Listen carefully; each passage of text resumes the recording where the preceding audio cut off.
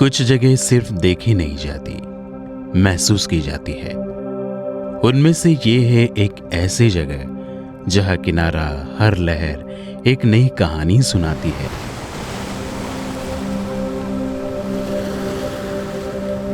यहाँ की हरी भरी वादियों के बीच बसा हुआ प्राचीन केशवराज मंदिर, जहाँ प्रकृति, इतिहास और आस्था एक साथ आपका स्वागत करते हैं।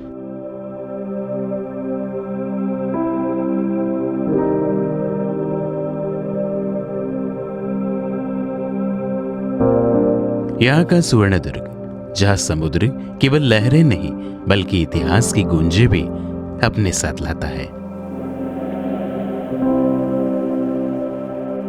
यह है महाराष्ट्र का एक खूबसूरत गांव दापोली।